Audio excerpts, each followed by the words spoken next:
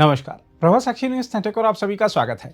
पाकिस्तान के प्रधानमंत्री शहबाज शरीफ और सेनाध्यक्ष आसिम मुनीर के चीन दौरे से लौटते ही चीन ने एक बड़ा सामरिक और कूटनीतिक खेल खेल दिया।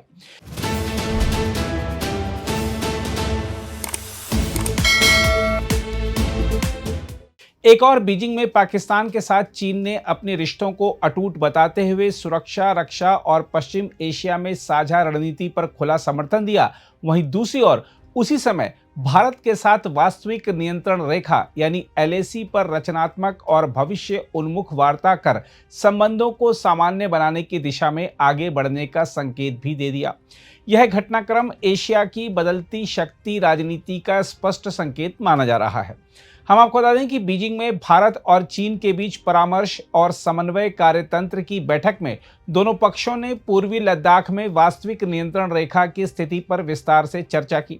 भारत के विदेश मंत्रालय ने कहा कि वार्ता रचनात्मक और भविष्य उन्मुख रही तथा दोनों देशों ने सीमा क्षेत्रों में शांति और स्थिरता बनाए रखने में हुई प्रगति पर संतोष व्यक्त किया। दोनों पक्ष इस बात पर सहमत हुए कि सीमा पर शांति बनाए रखने से द्विपक्षीय संबंधों को सामान्य बनाने की दिशा में प्रगति संभव हुई है। यह बैठक ऐसे समय हुई जब 2020 के गलवान संघर्ष के बाद पैदा हुए लंबे सैन्य गतिरोध को समाप्त करने की दिशा में दोनों देश धीरे धीरे आगे बढ़ रहे हैं। कई दौर की सैन्य और कूटनीतिक वार्ताओं के बाद डेप्सोंग और डेमचोक जैसे अंतिम तनाव वाले क्षेत्रों में भी सैनिकों की वापसी का समझौता हुआ। हम आपको यह भी याद दिला दें कि प्रधानमंत्री नरेंद्र मोदी और चीनी राष्ट्रपति शी जिनपिंग के बीच कजान और तियानजिन में हुई बैठकों ने रिश्तों को नई दिशा देने का प्रयास किया था। भारत ने स्पष्ट किया है कि वह आपसी विश्वास, सम्मान और संवेदनशीलता के आधार पर चीन के साथ संबंध आगे बढ़ाना चाहता है। दूसरी ओर चीन ने पाकिस्तान के साथ भी अपने संबंधों को और मजबूत करने का खुला संकेत दिया है। पाकिस्तानी प्रधानमंत्री की हालिया बीजिंग यात्रा के दौरान चीनी राष्ट्रपति शी जिनपिंग ने शहबाज शरीफ को पुराना मित्र बताते हुए कहा कि चीन और पाकिस्तान की मित्रता अटूट है। उन्होंने पाकिस्तान की संप्रभुता और क्षेत्रीय अखंडता के समर्थन का भरोसा दोहराया। इतना ही नहीं, चीन ने पाकिस्तान की उस भूमिका की भी सराहना की जिसमें उसने पश्चिम एशिया में अमेरिका और ईरान के बीच मध्यस्थता का प्रयास किया।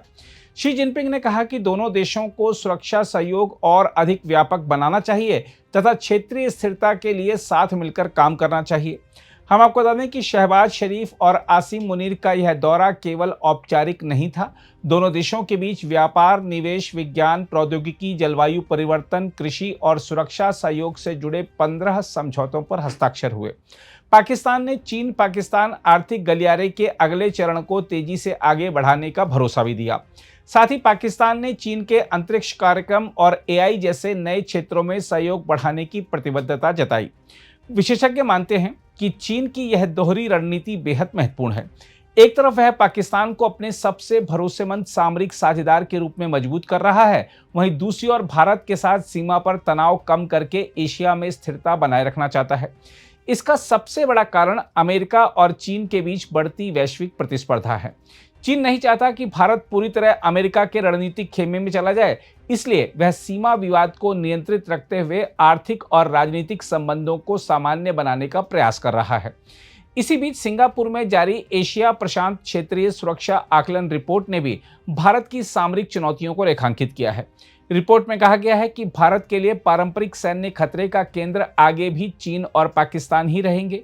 रिपोर्ट के अनुसार भारत की स्थिति ऐसी है जिसमें न युद्ध है और न ही पूर्ण शांति। भारत अपनी सेना को बड़े पारंपरिक युद्धों के लिए तैयार कर रहा है क्योंकि उसे दोनों परमाणु शक्ति संपन्न पड़ोसियों के साथ सीमा विवादों का सामना करना पड़ रहा है। रिपोर्ट में यह भी कहा गया है कि भारत की सैन्य नीति लगातार विकसित हो रही है और पाकिस्तान के खिलाफ 2016, 2019 और 2025 में की गई कार्रवाइयों ने उसकी रणनीतिक सोच को नया रूप दिया है। दूसरी ओर चीन हिंद महासागर क्षेत्र और मलक्का जलडमरू मध्य जैसे क्षेत्रों में अपनी सैन्य उपस्थिति तेजी से बढ़ा रहा है।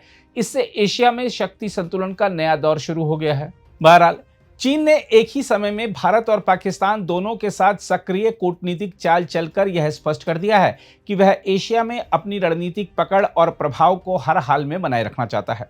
लेकिन इस पूरे घटनाक्रम में सबसे अहम बात यह है कि मोदी सरकार की आक्रामक और संतुलित कूटनीति ने चीन को भी अपने रुख में नरमी लाने के लिए मजबूर किया है। गलवान संघर्ष के बाद भारत ने जिस मजबूती से सीमा पर सैन्य दबाव बनाया, आर्थिक मोर्चे पर सख्ती दिखाई और वैश्विक मंचों पर अपनी स्थिति मजबूत की, उसका असर अब साफ दिखाई दे रहा है। यही कारण है कि चीन एक तरफ पाकिस्तान को साधने की कोशिश कर रहा है तो दूसरी तरफ भारत के साथ संबंध सामान्य करने के लिए लगातार संवाद बढ़ा रहा है। भारत ने यह संदेश दे दिया है कि नया भारत दबाव में झुकने वाला नहीं, बल्कि अपनी शर्तों पर बातचीत करने वाला देश है। आने वाले समय में चीन और पाकिस्तान की बढ़ती नजदीकियां निश्चित रूप से भारत के लिए चुनौती बनी रहेंगी, लेकिन मोदी सरकार की रणनीतिक तैयारी, सैन्य मजबूती और वैश्विक कूटनीतिक सक्रियता ने भारत की स्थिति पहले से कहीं अधिक मजबूत कर दी है। अगर आप भी लेना चाहते हैं देश दुनिया की तमाम जानकारी तो आज ही सब्सक्राइब करें हमारे चैनल को। साथ ही नीचे दिए बेल आइकन को जरूर दबाएं ताकि हर अपडेट आप तक पहुंच सके।